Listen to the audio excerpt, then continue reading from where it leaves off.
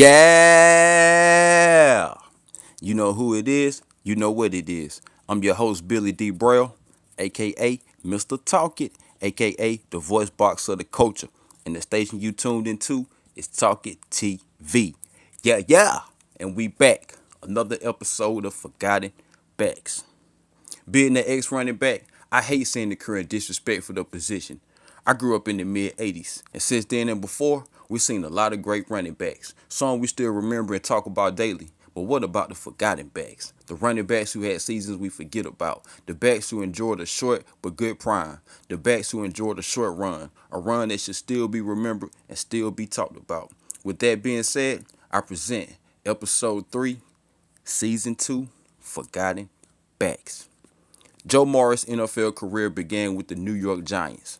Coming out of the University of Syracuse, he held the school's rushing records, finishing ahead of all-time greats like Jim Brown, Larry Zonka, and Floyd Little.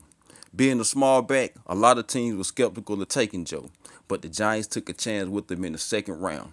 After scoring a touchdown in his first carry, he spent his rookie season with not much of a role in the Giants' offense. His second season saw him getting a little more action, but it would be his third season of '84. When the running talents of Morris would finally be showcased. Fellow running back Rod Carpenter saw the ability that Morris showcased and went to the coaching staff on his behalf. He would finish off the second half of the season with 8 starts, going for 500 plus yards. When the '85 season came, Morris was ready for full-time running back duties. This season will build the character and the identity of who the G-Men will become. Great defense and effective running, and Joe delivered on his share. 1,336 yards and 21 rushing touchdowns later, the Giants were making a playoff push, a push that was ended by the soon-to-be champs, the Chicago Bears. Morris returned the following year of '86 and carried the Giants' offense. The opposing defenses knew he was coming, but couldn't stop him and his fullback Maurice Carthon, as Morris ran for 1,516 yards on the ground as the New York Giants went on to become Super Bowl champions. This season also saw Morris become the first back in Giants history to have back-to-back 1,000-yard rushing seasons. In '87, Morris would miss 5 games with a foot injury while still picking up 658 yards. Morris returned the following season and reached the 1,000-yard rushing mark for the third time in his career. The '89 season would be a short one for Morris. He went down with the season-ending injury that winded down his career in New York, an injury that he suffered in the preseason too. In '91, he would return, though, as a member of the Cleveland Browns to finish off his NFL career. In my opinion, his prime performances and seasons should be remembered. As always, thanks to all who give me their time. This is another episode of Forgotten Backs. Shout out to Joe Morris. That Pittsburgh game in '85. That was a special game, and let me just say, one of those games you want to remember for me. My mom was disappointed. She said, "Joe, I heard the game on the radio, and I heard it on sound, but I didn't get to see all the plays." It's the play when you ran with your shoe off. I says, "That's my special play." Sims calling the signals. Ball's in the 35. Hand off to Morris, delayed. He gets through right tackle. One of my college roommates at a All-Star game was Rick Woods. And one of the things Fred Hoagland, who's the line coach at the time, said to me was, if we got to get Joe on Rick Woods, we get him on Rick Woods, Joe can make a big play on him. I told Rick Woods before the game, I said, "Rick, you can't tackle me and you know it." And, we were running a draw to our right side. I cut back, he's in the hole. And Bob, I don't have very many moves. I used to just run around people and run through them and do what I could. I seen him there. He went to tackle me, tackle my shoe, and I went the rest of the way on the left side, like 40 yards with my, one shoe off. And what's funny is, to that day, I still think about that play. What's going through your mind as you're running with no shoe? I'm thinking, how do you miss the tackle?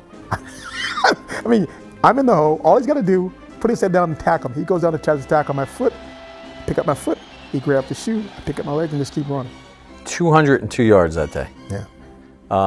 Was that as perfect a game as you could have ever envisioned? I think that it would have been better. What's funny is, Bob, I ran for 230 yards, but what's funny, I got 2 of them called back, and it would have been 230. Talk about your relationship with the offensive lineman, because in order for you to have the success that you had, you guys worked really well together. What were you like as far as with that group? I think that I had a great relationship with these guys. These are the guys that I lifted weights with. These are the guys I tried to train with. Phil Simms and I made sure they knew how important they were. Never screamed at them. They didn't make a block. I said, "Look, we got to get our blocks." I'd make sure I knew the line calls. I talked to Fred Hoagland, our offensive line coach. Talked to Ray Hanley about the exact same thing, what we were trying to do up front, why we were doing it. We should be up inside of the off tackle rather than bringing it backside. I try to take advantage, and I'd always be listening to the line when I came to the sideline to want to hear what they were trying to say about what was going on in different defenses. I think that what that does for us, Bob, is this right here. Allowed us a greater communication about what's going on. If I heard G, if I heard lead, I knew exactly what they were doing. I knew exactly what Maurice and Mark was going to do, and I knew what the linemen were going to do. And, I get on the sidelines to be talking to Billy Orr, or Bart Oates, or, Brad Benson about things. And Brad would say, well, look, Joe, he's hanging outside. I said, Brad, if he hangs outside, take another step, get him outside, I'll go up inside you. I said, all you got to do is cut him off from the inside. Got to be that close where we knew exactly what each other was doing. I knew each other's strengths. I knew what they did well, what they didn't do well.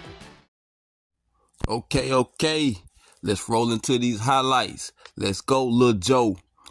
Like I say, man, with they called him Lil Joe, man, 5'7", man. I don't even think he weighed 200 pounds. Might have been like 195, man. But he ran with a heart that was so big, man, and he was so explosive. You heard him talk about making the cuts with his linemen and stuff, and how he interacted with his linemen, man. Go to show you how high his running back IQ was, and he gonna showcase on these highlights. We're gonna watch. There he go. That tall sweet took it in. It was just something about them old school, them 80s and 90s tweets, man. They hit different, man. The tall seat used to hit different back in the day. Look at Lil Joe go. Make that one quick cut and he go. Look how he explode. Remind you of another running back that wore number 20. Named Barry. Look at the move. Cutting in. Look at him up. Ran like his life depended on it, cutting through the up. Look at Lil Joe go. Little hesitation, one quick cut and he gone. To the promised land. Reservations for Lil Joe. There you go, taking that sweep again. Find that end zone. Look how he explode. Even on the short run, look how he explode. A lot of backs on short run, they kind of timid a little bit to see what they got to get because it's short yard situation. But he explode on every time he tote the pill. Every time he tote that thing, Lil Joe, go.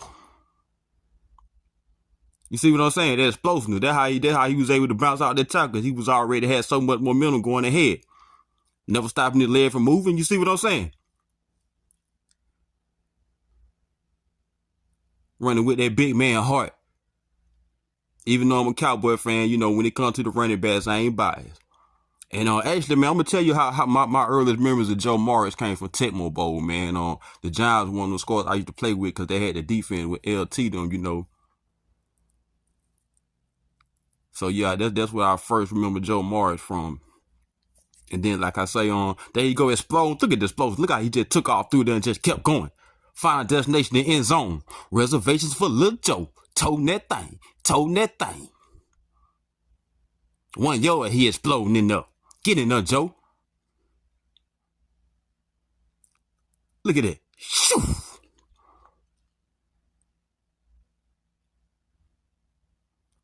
Look at Joe go.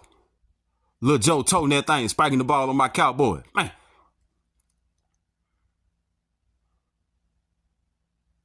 Look at the line and remember when he was talking about his line. Look how he run off of. Look at that.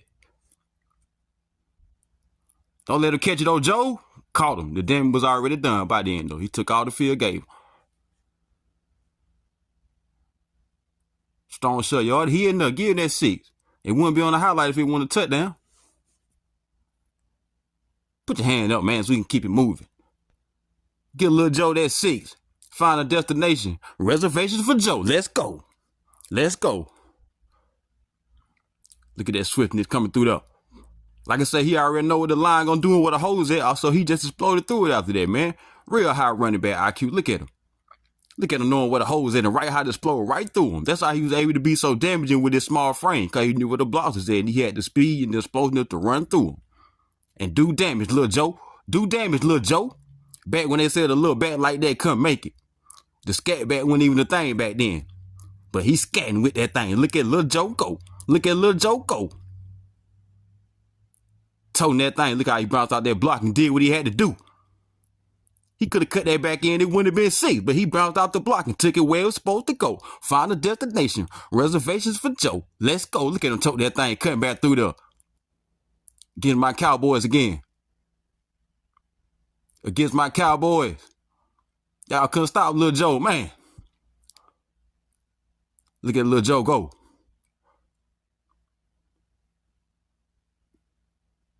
Tough yards there about Lil Joe.